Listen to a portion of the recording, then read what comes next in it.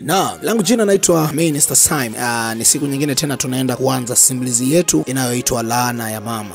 Kama hujasubscribe channel yetu basi subscribe, lakini usisahau kuwasha alama ya kengele ili kuwa kwanza kupata kila taarifa inayotoka kwenye channel yetu. Usiku ule kulikuwa na ukimya mzito uliovunjwa na sauti za mbwa waliokuwa wakibweka mbali ndani ya chumba kidogo kilichochakaa. James alikuwa amelala sakafuni, macho yalikuwa wazi, moyo ukapiga kwa kasi. Alijigeuza huku na kule akijaribu kupata usingizi, lakini mawazo na huzuni vikawa vimejaa kichwani mwake. Kwa miezi mingi maisha yake yalikuwa yamekuwa ya mateso. Kila kitu alichogusa kilikuwa kama kinageuka kuwa vumbi. Alipojaribu kuanzisha biashara, baada ya siku chache ilianguka. Alipata kazi, ilifungwa ghafla. Rafiki zake waliokuwa wakimsifia jana leo walimcheka na kumdharau. Lakini kilichomuuma zaidi ni kwamba kila mara alipoamka usiku alikuwa akiota ndoto mbaya, ndoto za ajabu. Akiwasha moto unazimika, akipanda mlima unageuka kuwa mto, na mara nyingi alikuwa anaota mikono ya mtu mzee ikinyanyuka ikimlani. Aliamka akitetemeka, akashindwa kuelewa maana yake.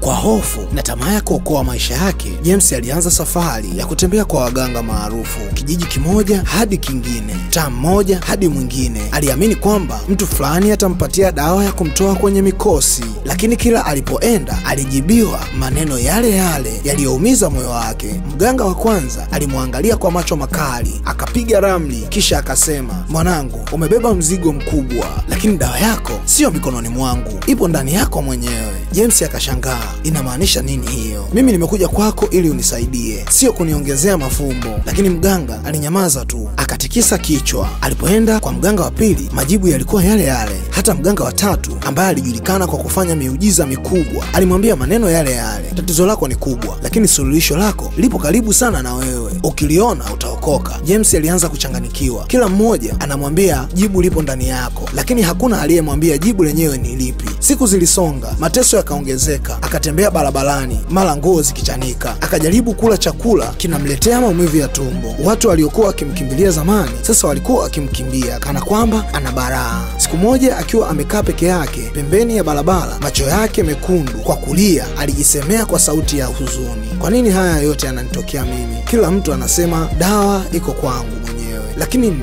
ni hipi hiyo? Nimechoka.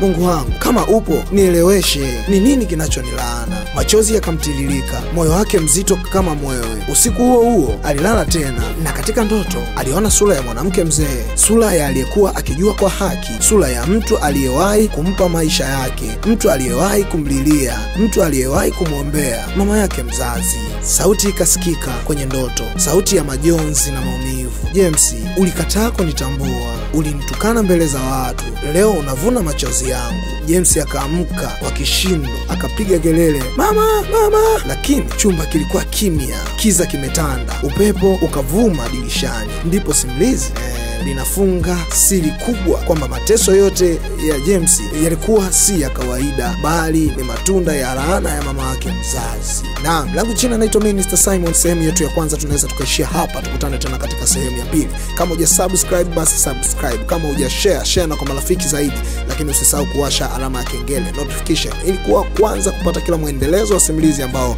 utakuwa unatoka. Sema chao.